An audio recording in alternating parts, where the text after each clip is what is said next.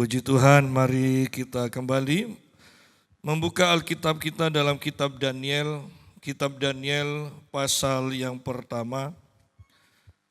Daniel pasal yang pertama.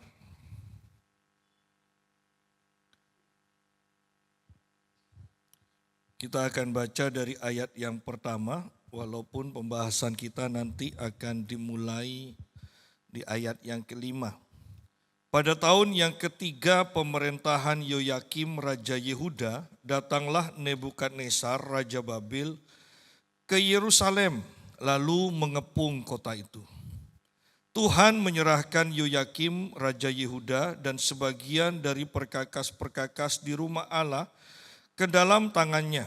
Semuanya itu dibawanya ke tanah Siniar, ke dalam rumah dewanya. Perkakas-perkakas itu dibawanya ke dalam perbendaharaan dewanya. Lalu raja bertitah kepada Aspenas kepala istananya untuk membawa beberapa orang Israel yang berasal dari keturunan raja dan dari kaum bangsawan, yakni orang-orang muda yang tidak ada sesuatu celah, yang berperawakan baik, yang memahami berbagai-bagai hikmat, berpengetahuan banyak, dan yang mempunyai pengertian tentang ilmu, yakni orang-orang yang cakap untuk bekerja dalam istana raja, supaya mereka diajarkan tulisan dan bahasa orang Kasdim. Dan raja menetapkan bagi mereka pelabur setiap hari dari santapan raja dan dari anggur yang biasa diminumnya. Mereka harus dididik selama 3 tahun, dan sesudah itu mereka harus bekerja pada raja. Di antara mereka itu ada juga beberapa orang Yehuda, yakni Daniel, Hananya, Misael, dan Asaria. Pemimpin pegawai istana itu memberi nama lain kepada mereka. Daniel dinamainya Beltasar, Hananya dinamainya Sadrak, Misael dinamainya Mesak, dan Asaria dinamainya Abednego. Daniel berketetapan untuk tidak menajiskan dirinya dengan santapan raja dan dengan anggur yang biasa diminum raja. Dimintanyalah kepada pemimpin pegawai istana itu supaya ia tidak usah menajiskan dirinya. Maka Allah mengaruniakan kepada Daniel kasih dan sayang dari pemimpin pegawai istana itu. Nah, ini tentang pembuangan bangsa Yehuda ya, yang dibuang ke Babil. Dan di Babil, Nebukadnezar menyuruh untuk memilih orang-orang pandai dari kalangan bangsawan, yang pandai, yang cerdas, yang punya kelebihan untuk dilatih dan bekerja untuk Babil. Ya. Ini latar belakang dari cerita itu. Dan di antaranya ada orang Yehuda yang dikatakan Daniel, Hananya, Misael, dan Asaria. Mereka diajar, mereka diberi makan dan minum yang terbaik, makanan dan minuman raja. Tetapi yang luar biasa juga kita harus perhatikan, ini orang-orang pandai, tetapi masih diajar lagi selama 3 tahun. Bahwa kita tahu kedudukan atau jabatan itu tidak bisa diberikan kepada orang karena orang itu berbakat. Ya. Tidak hanya bakat yang dibutuhkan, tetapi juga harus dilatih. Dan ini membutuhkan waktu, di sini dikatakan 3 tahun mereka harus dilatih, mereka harus diajar. Ya. Nah, banyak sekarang itu hamba-hamba Tuhan sekarang itu karbitan. Artinya tidak masuk sekolah Alkitab karena pandai berbicara, karena tahu sedikit Alkitab, ya isi Alkitab, kemudian dikasih khotbah. Sehingga tambah lama mereka itu tambah kacau. Ada yang diangkat ke langit yang ke-7 lah, ya kan? Padahal kalau Kristen itu kan langitnya, surganya itu hanya sampai tingkat 3, ya. Bukan sampai tingkat 7. Jadi macam-macam. Ada yang jadi dukun, ambil batu, ya. Orang sudah senang ketika diperiksakan ternyata kaca biasa katanya. Katanya permata dari surga, ya. Jadi ini akibat dari orang pandai berbicara, tahu Alkitab sedikit, dikasih mimbar. Ya. Ada juga orang yang pandai nyanyi, ya, kemudian dikasih mimbar. Anda bisa bayangkan betapa berbahayanya hal ini. Ini sama saja dengan, ya,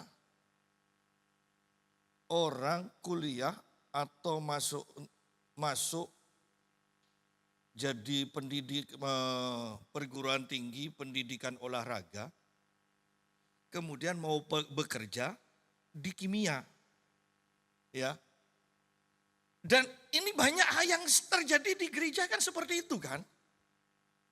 Ya tidak salah juga karena Indonesia pun seperti itu. Anda pokok punya S1 mau walaupun kerjanya tidak sesuai dengan jurusan Anda diterima, pokok S1. Tetapi di sini kita lihat Nebukadnezar. Perhatikan walaupun dia raja anggaplah kafir, ya kan? Tetapi hal-hal di dunia itu ada aturan-aturan main yang kita tidak boleh terlalu ngeroh. Ingat itu sebagai orang Kristen juga, ya. Bahwa mau duduk di pemerintahan, mau didudukkan ini Babel, ini Nebukadnezar yang butuh. Mau didudukkan saja harus dilatih. Mereka dididik selama 3 tahun, dikatakan. Jadi tidak mudah kalau kita tidak dilatih sesuai dengan apa yang kita mau tempati nantinya. Anda tidak akan bisa apa-apa. Kita akan ditertawai. Berapa banyak pendeta-pendeta karismatik yang akhirnya ditertawai, ya, oleh gereja denominasi lain. Kenapa? Karena memang tidak ngerti Alkitab. Mereka tidak pernah masuk sekolah Alkitab. Makanya kemudian evangelis. Kalau evangelis itu bukan tempatnya di gereja.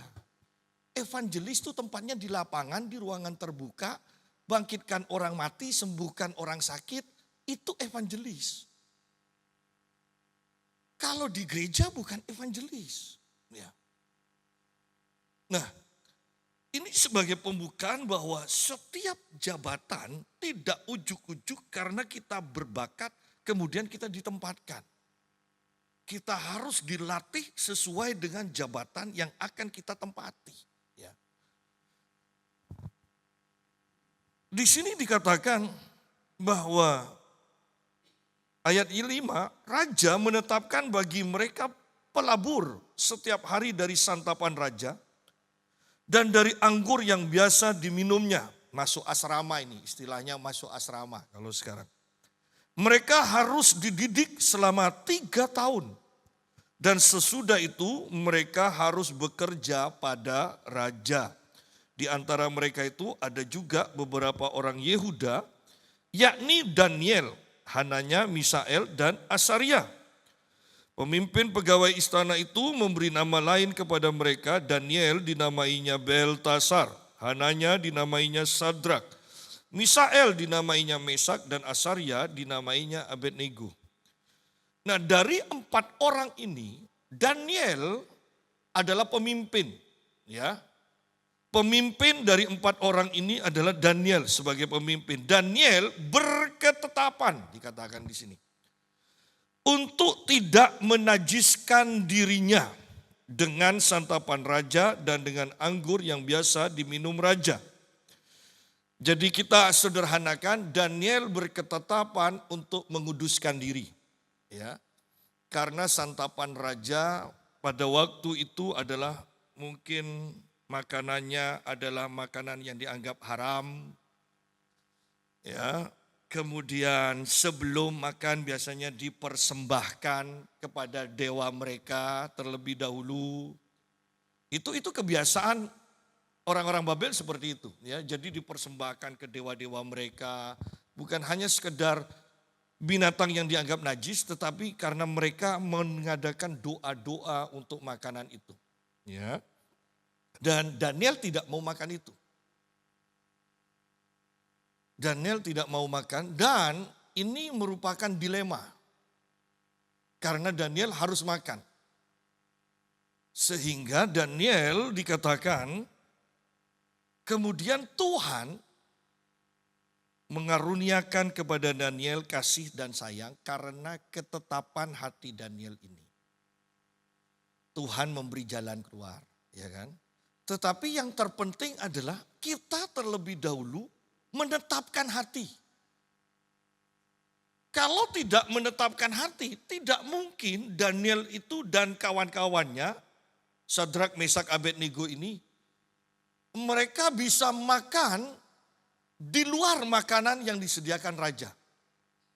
Itu kan juga bisa-bisa hukuman mati kan. Ya. Tetapi karena Daniel berketetapan untuk menguduskan diri untuk Allahnya, maka Allah memberikan kasih sayang, kasih karunia kepada Daniel melalui orang-orang tertentu. Jadi sidang jemaat, ayo kita itu belajar menyadari begini. Bahwa Tuhan selalu mengasihi kita, selalu menunjukkan kasih sayangnya kepada kita melalui orang-orang tertentu. Jadi fokus kita jangan teralihkan dari Allah yang memberi kepada orang yang dipakai Allah sebagai saluran itu. Kita seringkali terjebak di sini. Yang pertama itu. Yang kedua, kita seringkali tidak sadar bahwa Allah yang memberikan kasih karunia melalui orang tersebut. Sehingga kita tidak bisa bersyukur dan tidak pernah bersyukur karena tidak menyadari bahwa ini semua dari Allah. Ya. Betapa mudahnya orang terjebak dengan tidak menyadari bahwa dia dikasih Allah, bahwa Allah yang memberkati dia melalui orang-orang tertentu. Ya. Coba yang bekerja, misalnya yang buka toko. Pernahkah kita menyadari dan bersyukur bahwa orang yang dikirim, bahwa orang yang menjadi langganan kita itu dikirim Allah supaya kita mendapatkan berkat Allah? Ataukah kita akan mengatakan, oh ini kan karena saya rajin, sebelum toko lain buka, saya sudah buka. Ini kan saya rajin, ini kan karena saya punya kenalan-kenalan, mereka itu berdagang di toko saya. Bukan. Itu karena Tuhan yang menggerakkan. Tuhan yang menunjukkan kasih sayang. Ya. Oleh karena itu hati-hati. Bayangkan kalau kita diberikan kasih karunia oleh seseorang, tidak usah Tuhan. Kita diperhatikan terus tapi tidak tahu berterima kasih. Lama-lama berhenti juga itu. Ya. Lama-lama berhenti juga. Sehingga jangan heran ketika kita mengatakan, loh dulu rame, sekarang kok enggak. Ya. Bahkan kalaupun nantinya Tuhan membangkitkan musuh-musuh kita. Kan Alkitab katakan kan. Karena kita sudah tidak mengasihi Tuhan seperti Rehabiam kan. Tuhan membangkitkan musuh-musuhnya. Bahwa itu pun karena kita sudah meninggalkan Tuhan. Ketika saya dari Kediri, saya ditelepon dan harus bertemu dengan seseorang, orang itu bukan seseorang, suami istri dari Tuban, kita ketemu dan suaminya sudah selesai, istrinya berkata begini, saya juga punya toko, Pak, tapi toko saya ini sepi sekarang. Dulu sehari bisa 6 juta dapatnya. Sekarang Pak, 1 bulan bisa hanya dapat 3 juta, 1 bulan 3 juta. Karyawan 3, mau bayarnya apa Pak? Dan saya katakan, ada orang yang berkata tokonya ibu nutup terus atau enggak? Banyak. Padahal saya buka terus. Nah, lihat di sini bahwa ketika kita tidak sungguh-sungguh dengan Tuhan, ingat Tuhan akan membiarkan musuh-musuh kita bangkit loh. Oleh karena itu betapa pentingnya kita menyadari bahwa semua berkat yang kita terima itu adalah karena kasih karunia Tuhan yang diberikan, walaupun Tuhan tidak datang langsung tetapi memakai orang-orang tertentu. Kita harus sadar hal itu. Nah, Daniel berketetapan untuk tidak menajiskan dirinya, dikatakan. Daniel berketetapan untuk hidup kudus bagi Tuhan. Ayat 9, maka Allah mengaruniakan kepada Daniel kasih dan sayang dari pemimpin. Nah, melalui pemimpin pegawai istana itu. Ya. Tetapi berkatalah pemimpin pegawai istana itu kepada Daniel, aku takut kalau tuanku raja yang telah menetapkan makanan dan minumanmu berpendapat bahwa kamu kelihatan kurang sehat daripada orang-orang muda lain yang sebaya dengan kamu. Sehingga karena kamu, aku dianggap bersalah oleh raja. Nah, kepala pegawai istana ini takut dikatakan. Kalau sampai Daniel tidak makan makanan yang dimakan raja, nanti kalau kurus, kalau penyakitan bagaimana? Kalau tidak segar bagaimana? Namanya makanan raja kan pasti terjamin kan, gizinya terjamin. Ya. Kemudian berkatalah Daniel kepada penjenang yang telah diangkat oleh pemimpin pegawai istana untuk mengawasi Daniel, Hananya, Misael, dan Asaria. Adakanlah percobaan dengan hamba-hambamu ini selama 10 hari, dan biarlah kami diberikan sayur untuk dimakan dan air untuk diminum. Sesudah itu bandingkanlah perawakan kami dengan perawakan orang-orang muda yang makan dari santapan raja. Kemudian perlakukanlah hamba-hambamu ini sesuai dengan pendapatmu. Didengarkannyalah permintaan mereka itu, lalu diadakanlah percobaan dengan mereka selama 10 hari. Setelah lewat 10 hari ternyata perawakan mereka lebih baik dan mereka kelihatan lebih gemuk daripada semua orang muda yang telah makan dari santapan raja. Nah, Anda tidak usah ikuti ini secara harafiah ya. Nanti Anda terus tidak makan daging. Terus Anda makan sayur terus ya. Ya, jangan.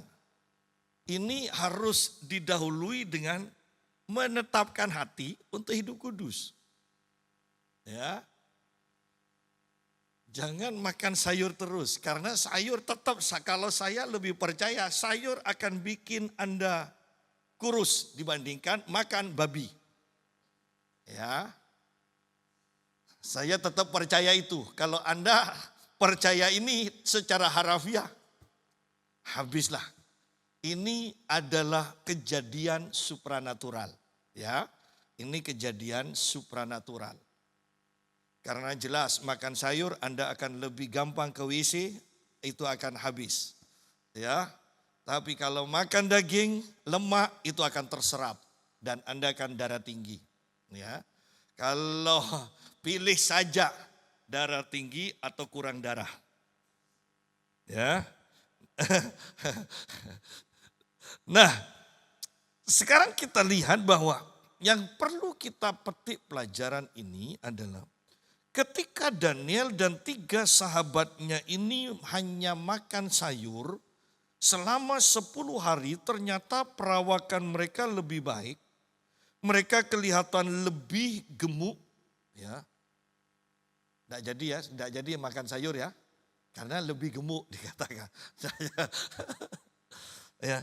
Lebih gemuk daripada semua orang muda yang telah makan dari santapan raja. Bahwa ketika kita menguduskan diri, itu akan berdampak pada kesehatan kita. Kekudusan akan berdampak pada tubuh kita, apakah itu melalui kesembuhan ataukah itu menjaga kesehatan kita. Kekudusan itu penting. Seseorang berpendapat oleh bilur-bilur Tuhan Yesus, kamu sudah disembuhkan. Dan namanya orang yang pandai berdebat walaupun dia tidak pernah menyembuhkan orang. Dan dia berkata, ini bukan untuk kesembuhan. Ini untuk keselamatan. Ini untuk perubahan karakter. Dan seseorang yang bertanya pada saya hanya jawab begini. Ingat, bahasa Yunani itu satu kata bisa mempunyai beberapa arti. Jadi yang dari bahasa Yunani Parakletos itu Roh Kudus, itu bisa diartikan roh penghibur, roh kebenaran, pengacara, pendamping, pembela. Jadi banyak, satu kata itu bisa banyak arti. Demikian pula kamu oleh bilur-bilur Yesus kamu telah disembuhkan, itu mempunyai banyak arti. Disembuhkan, diselamatkan, diubahkan, dilepaskan, dimerdekakan. Itu banyak arti. Dan baru orang itu berkata, oh begitu. Tetapi seringkali orang itu, banyak orang hanya tahu sedikit, tidak punya pengalaman, itu langsung menghakimi. Ya. Ada bahkan firman Tuhan yang berbicara khusus tidak bisa diajarkan jadi doktrin ya. Tetapi itu bisa berbicara khusus dan jadi berkat untuk satu orang loh. Yang mana firman itu dihidupkan oleh Roh Kudus memang khusus untuk orang itu. Inilah hebatnya firman Tuhan. Nah, kembali kepada pembahasan, ingat di sini bahwa ketika Daniel menetapkan diri untuk hidup kudus bagi Allah, seharusnya itu akan berdampak bagi kesehatannya. Dia akan kelihatan mulai kurus, dia mungkin kurang darah, ya kan? Bayangkan hanya makan sayur tapi harus dilatih sedemikian rupa. Harus kuliah sedemikian rupa kan? Nah, yang pasti juga makannya kan pasti sembunyi-sembunyi ini. Berarti kan tidak teratur. Kalau memang bukan karena ketetapannya untuk menguduskan diri, saya mau katakan Daniel pasti sakit. Tidak usah tetap sehat, tapi pasti sakit. Apalagi ini bukan hanya sehat. Daniel kesehatannya melebihi orang-orang yang makan santapan raja. Apakah ini tidak berbicara tentang kesehatan atau kesembuhan supranatural? Bagi orang yang mengatakan oleh bilur-bilur Yesus kamu telah disembuhkan, itu berbicara tentang keselamatan, bebas dari dosa, bukan kesembuhan. Saya hanya katakan begini, memangnya sebelum orang berdosa ada penyakit? Sebelum Adam berbuat dosa, tidak ada penyakit. Di sorga pun karena tidak ada dosa nantinya, tidak ada penyakit. Yang membuat orang sakit, itu awalnya adalah dosa. Baru penyakit ada. Baru rasa iri ada. Baru ketakutan ada setelah dosa. Ya. Jadi ketika Daniel menguduskan diri, menetapkan diri untuk hidup kudus, manfaat pertama yang didapatkan adalah kesehatan ilahi. kesembuhan ilahi. Ayat 16, kemudian penjenang itu selalu mengambil makanan mereka dan anggur yang harus mereka minum, lalu memberikan sayur kepada mereka. Bukankah ketika kita hidup kudus, maka ini akan berdampak menguntungkan kepada orang-orang di sekitar kita? Anda bisa bayangkan penjenang ini? Kan enak kan, dia sediakan sayur, dia dapat daging babi. Ayo, enggak ada kan di sini yang mau nukar sayur dengan babi kan? Ayo kalau Anda punya babi, ayo tukar sama saya belikan kangkung. Anda mau minta berapa kilo kangkung? Ya kan? Jadi Anda bisa bayang untungnya ini, penjenang ini yang menyediakan makanan ini.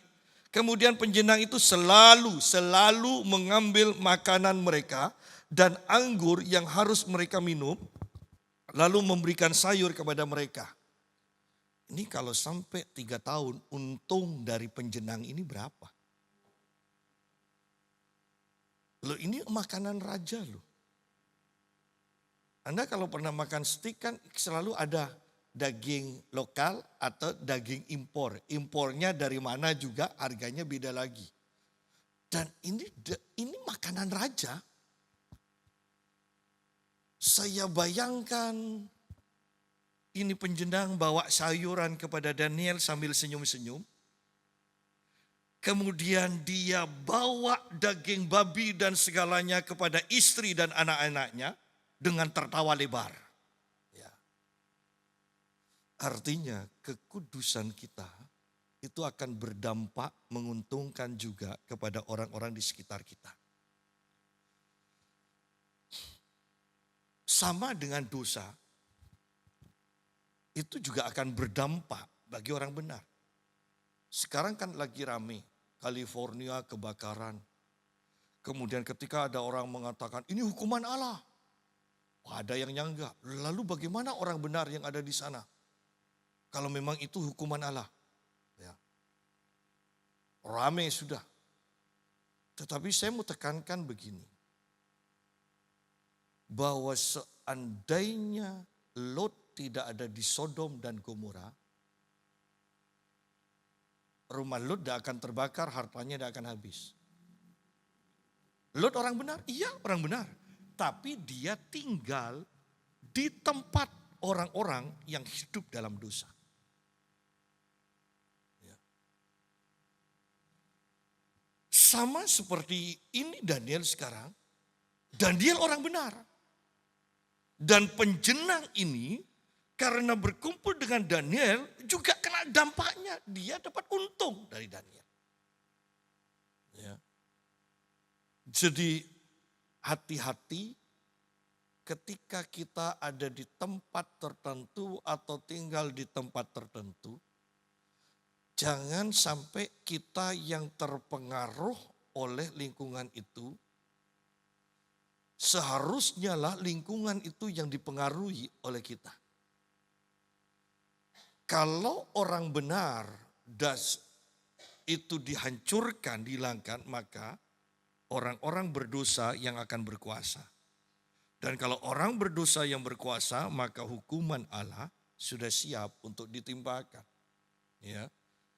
Jadi kita tidak usah bingung dengan apa yang terjadi.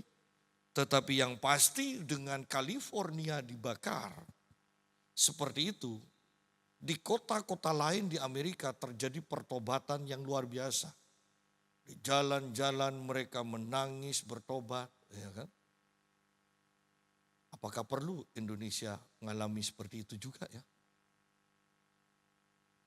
Tetapi itu pun akan berdampak. Seorang Islam ya berkata begini. Dia seorang yang dihormati. Jangan berkata California itu karena asap Allah, dia bilang. Ini terjadi karena pemanasan global, dia bilang. Dan kalau pemanasan global berarti satu saat ini akan sampai ke Indonesia juga. Wow, ini kan bagus. Karena ini pemanasan global, secara logikanya itu juga yang akan terjadi. Nah, kalau sudah seperti ini kan sangat mengenaskan kalau sebagian besar orang Kristen tidak pernah menyiapkan diri untuk untuk menghadapi hal-hal seperti ini. Yang terjelek itu tidak pernah kita pikirkan. Ya. Sangat berbahaya. Apakah kita siap? Terutama saya mau tekankan begini. Apakah kita siap iman ketika suatu saat semua yang kita miliki itu lenyap?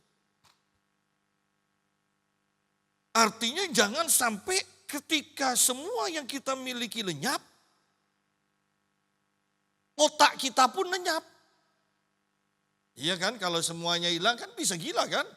Kalau iman kita tidak kuat itu bisa gila loh. Ya.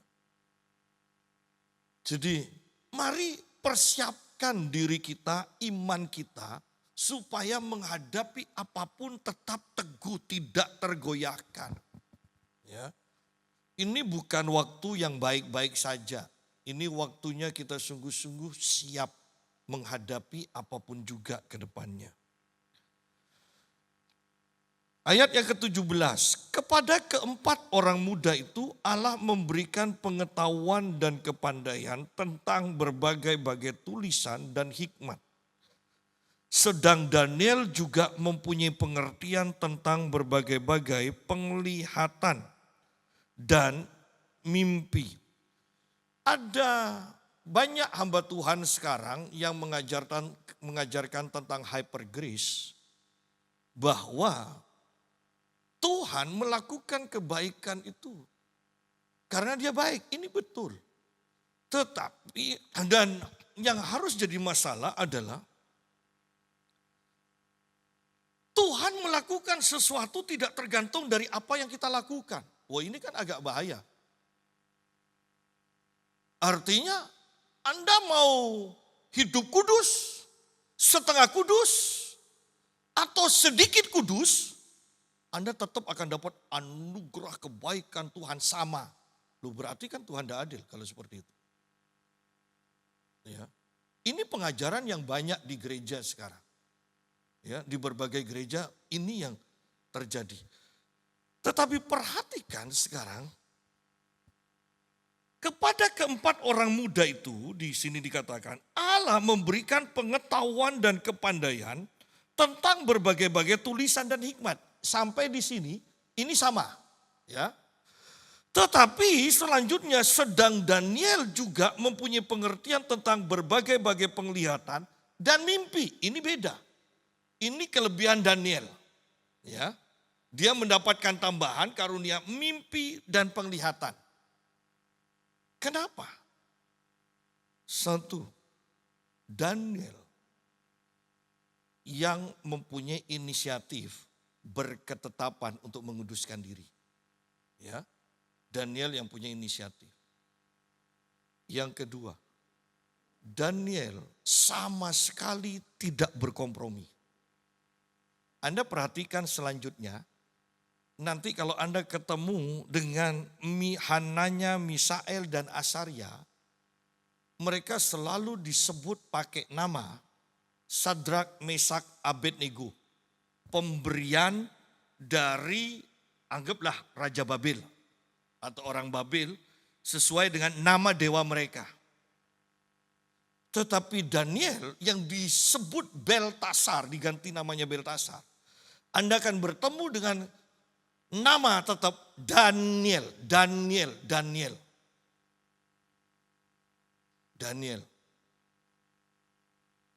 Artinya bahwa Daniel sama sekali tidak berkompromi. Mungkin 3 sahabatnya berkata, ini hanya nama kok, tidak masalah. Tetapi ingat, nama-nama itu adalah gambaran orang itu seperti apa. Ketika namanya diubah, maka karakternya pun bisa berubah. Anda mungkin tahu kan kebiasaan orang-orang Jawa atau orang Madura kan. Anak ini sakit-sakitan kemudian ganti nama. Ya kan? Karena memang nama itu pengaruh. Nama itu pengaruh. Jadi Daniel, kalau tidak salah kata nama Daniel ini Tuhan adalah hakim kalau tidak salah ya. Saya lupa, tidak mempelajari tadi malam. Tetapi kalau tidak salah Daniel itu adalah hakim. Allah adalah hakim. Ya. Bayangkan kalau sampai nama ini diganti dengan ya Dewa Babel adalah hakim. Kan repot kan? Kan sudah beda. Mungkin orang kata Allah hanya nama. Ya kan? Oh tidak seperti itu. Nama itu menggambarkan perjalanan hidup kita ke depannya. Dan Daniel, Anda bertemu dengan sampai akhir cerita kitab Daniel. Tetap disebut Daniel. Tetapi Misael, Hananya, Misael dan Asaria itu tidak disebut lagi. Mereka lebih dikenal Sadrak, Mesak, Abednego. Ya, itu lebih familiar nama itu. Dengan kejadian mereka dimasukkan ke dalam ya dapur api itu. Sadrak, Mesak, Abednego. Pertanyaannya kemudian, Daniel kemana? Lihat orang yang tidak berkompromi ini. Bahkan Raja Babel pun tidak bisa menyentuh dia. Bagaimana ketika Daniel dimasukkan ke lubang singa oleh Raja Darius. Bahkan singa pun tidak menyentuh Daniel. Betapa kelirunya orang-orang yang berkata rugi. Kita akan selalu rugi. Kita akan selalu dikalahkan kalau kita hidup dalam kekudusan. Zaman sekarang kalau tidak licik bagaimana untung? Oh tidak bisa. Anda bisa lihat bagaimana Daniel. Dia bukan di negaranya sendiri loh. Tetapi dia selalu muncul sebagai kepala. Karena satu, dia berketetapan penuh untuk hidup menguduskan diri bagi Allahnya. Ya. Smith Wigglesworth berkata, kalau sampai ada kedagingan sedikit saja, dia bilang, kita akan kalah dengan roh jahat. Saya berkata pada istri saya, semakin baca bukunya Smith Wigglesworth semakin tidak nyampe kelihatannya iman. Anda bisa bayangkan dia bertemu dengan orang yang sudah terikat dengan alkohol. Sampai dia tidak bisa makan, tidak mau makan, hanya minum alkohol. Dan dia ketemu dengan Smith Wigglesworth di kapal, dia tawari Smith Wigglesworth dan Smith katakan begini. Saya tidak pernah menyentuh dia. Wow, kata orang ini. Wow, saya justru tidak bisa lepas dari ini. Nah, terbalik. Ya. Dan Smith Wigglesworth katakan. Ketika orang ini berkata pada Smith Wigglesworth, seandainya saya bisa lepas. Dan Smith katakan, hari ini juga. Asal engkau berkata mau lepas, hari ini juga lepas. Dan Smith langsung tumpang tangan ke dia, selesai. Smith hanya katakan lepas. Dan orang ini langsung 2 botolnya whisky itu langsung dilempar ke laut. Dan dia katakan, aku tahu sekarang aku bebas. Orang yang seperti ini berkata, seandainya ada sedikit saja kedagingan dalam diriku, setan akan mendapat banyak keuntungan dalam diriku. Jadi betapa kita bisa melihat perbandingannya dengan Daniel. Daniel dengan 3 sahabatnya sama-sama menguduskan diri. Tetapi supaya lebih mudah dimengerti, persentase kekudusannya beda. Sehingga akhirnya Daniel dan 3 sahabatnya itu juga pemberian dari Allah beda. Daniel ada bonusnya. mimpi dan penglihatan. Ini ternyata kemudian juga ya kita lihat bahwa mimpi dan penglihatan yang dihasilkan dari kekudusan yang Daniel tetapkan untuk dirinya sendiri berdampak jauh sampai ke masa kita dan masa yang akan datang. Yaitu mimpi dan penglihatan tentang akhir zaman, tentang antikris. Semuanya Daniel bisa tahu betapa luar biasanya hal itu. Karena Daniel menjaga kekudusan sedemikian rupa. Sekarang kan jarang kita mendengar kekudusan, mendengar pengajaran tentang kekudusan, penekanan tentang kekudusan. Padahal seandainya beberapa orang Kristen hidup kudus saja, kelihatan kok bedanya ketika kumpul-kumpul.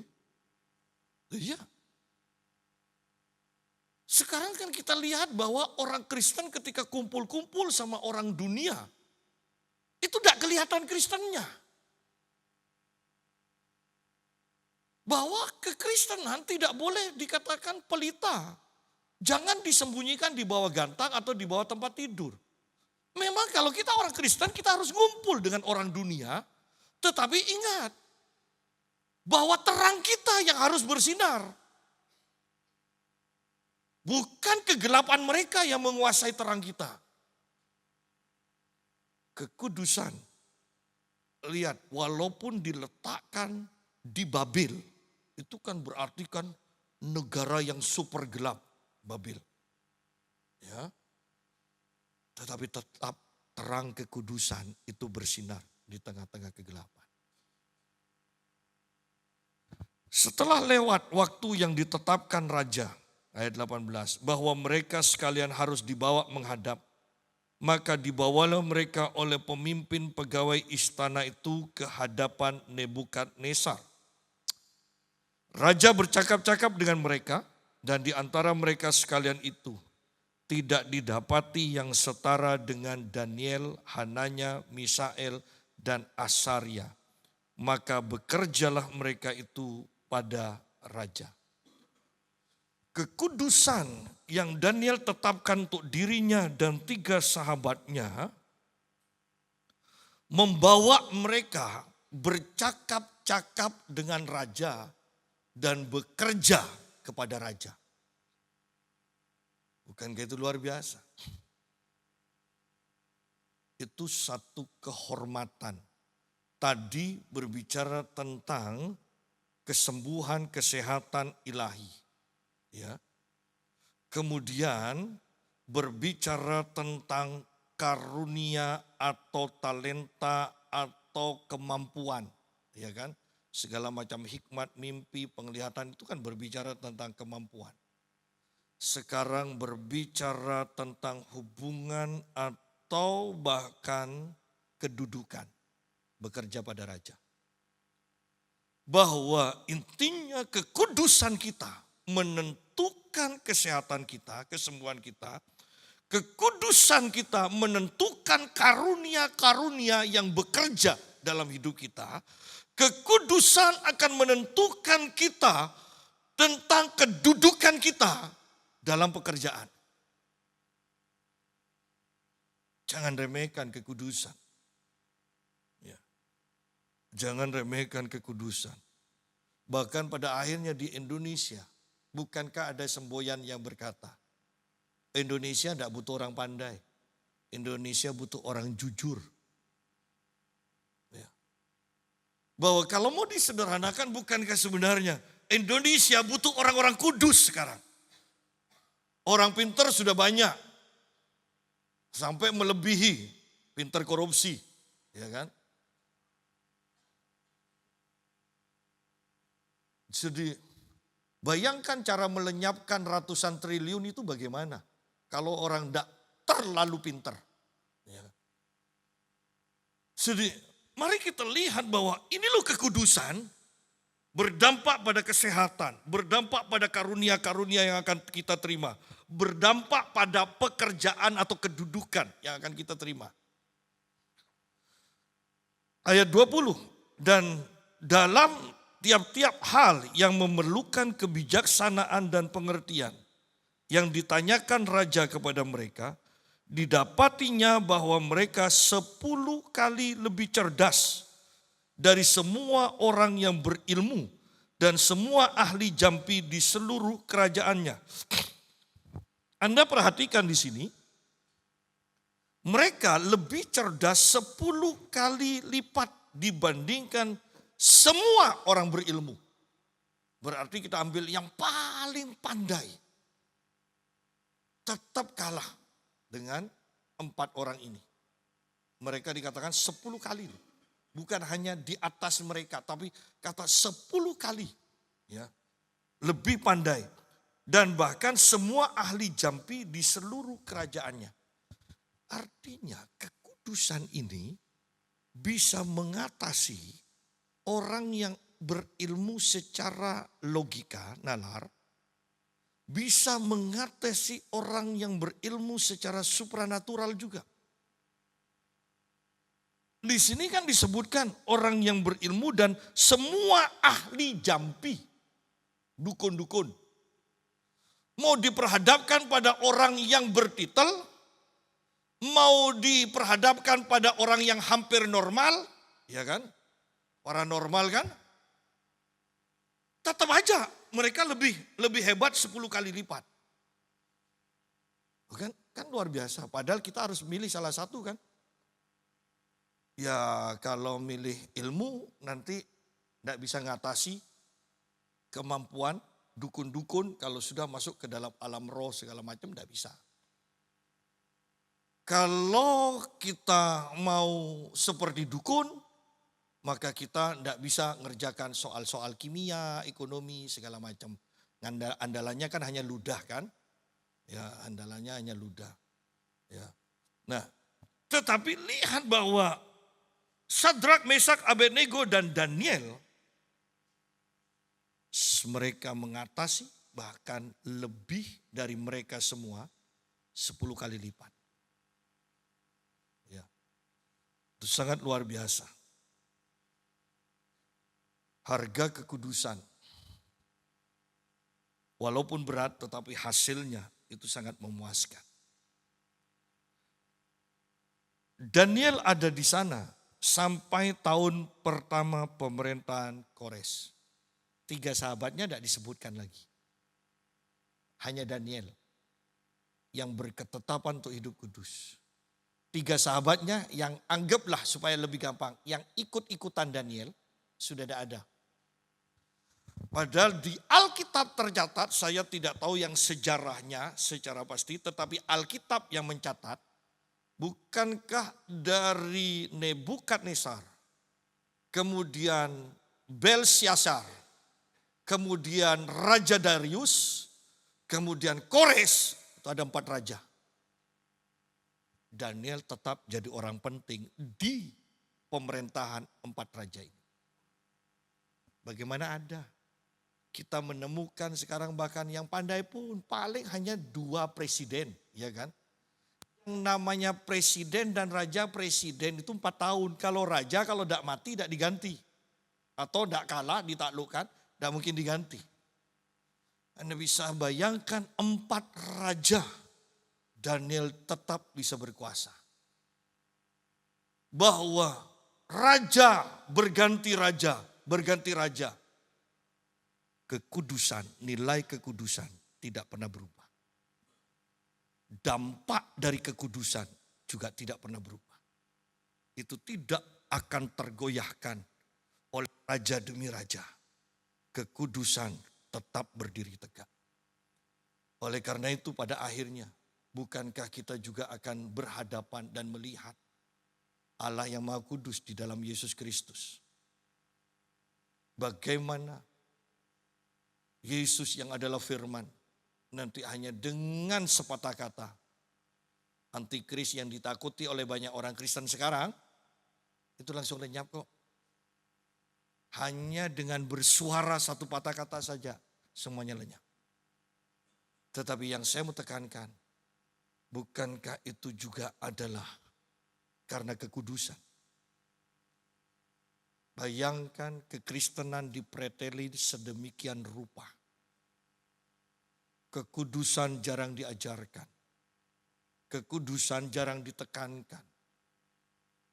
Bagaimana Anda melihat banyak gereja-gereja besar pun. Coba Anda perhatikan pelayan-pelayan Tuhannya. Hidup dalam kekudusan atau tidak. Seringkali kita itu sekarang tertarik pada keahlian. Keahlian.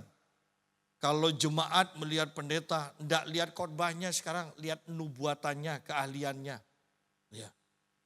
Padahal kalau mau jujur, sudah saya jelas, sudah saya tanya secara langsung. Bapak Ibu, sungguh-sungguh Anda ngalami nubuatan itu terjadi? Atau 90% tidak terjadi?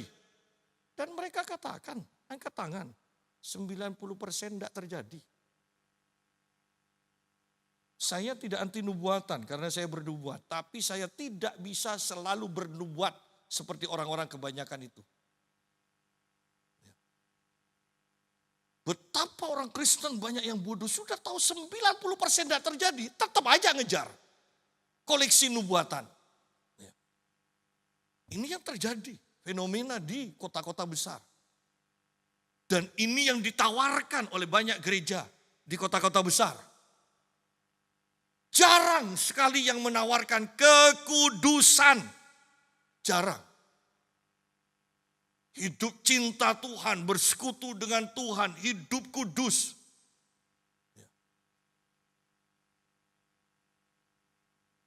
Seseorang di satu kota berkata pada saya, Pak ini bagaimana ya Pak ya? Pendeta ini ketua denominasi gereja meninggal. Penggantinya adalah anaknya yang sudah cerai. Akan kawin dengan hamba Tuhan yang juga sudah cerai. Dan nanti ini sama-sama yang cerai-cerai sekarang jadi pendeta. Ini menguasai gereja besar. Gereja besar di kota itu. Sangat besar, ribuan orang. Lalu bagaimana nasib ribuan orang itu? Kekudusan kembali tidak ditekankan di gereja. Bagaimana ketika Yesus masuk ke bait Allah? Bukankah dia membawa cambuk? Bukankah dia membongkar balikkan meja-meja dagangan itu? Sidang jemaat, sebelum kebangunan rohani terjadi di Indonesia secara khusus, saya mau tekankan. Gereja akan dibongkar balikkan oleh Tuhan. Gereja akan dikuduskan terlebih dahulu. Ketika awal tahun saya datang ke Surabaya, seseorang bertanya, orang yang juga hidup dalam karunia nubuatan. Bagaimana Pak Yusak tahun ini? Selain bencana demi bencana saya katakan, Anda akan lihat gereja tidak seperti gereja, tetapi seperti mafia yang saling menjatuhkan, saling rebutan uang. Walaupun istilah uang tidak disebut uang, rebutan uang, rebutan jemaat. Padahal itu sebetulnya kan rebutan uang kan. Rebutan jemaat itu rebutan uang. Ya. Dan dua orang yang mendengarkan saya berkata, Pak Yusak, tidak usah nunggu. Itu sudah mulai terjadi Pak Yusak. Sudah mulai terjadi.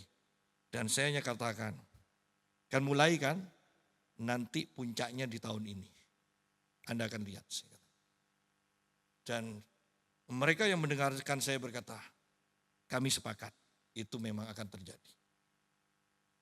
Tetapi lebih daripada itu saya mau tekankan, ayo kita mungkin di kota kecil, gereja kecil, saya mau katakan, terang dari kekudusan itu harus menguasai seluruh kota ini. Terang dari kekudusan itu harus berdampak bahkan ke kota-kota yang lain. Terang dari kekudusan itu harus berdampak dengan siapapun engkau bergaul. Kekudusan Allah melalui hidup kita itu harus bisa dirasakan, dinikmati oleh orang-orang yang berhubungan dengan kita. Tuhan memberkati.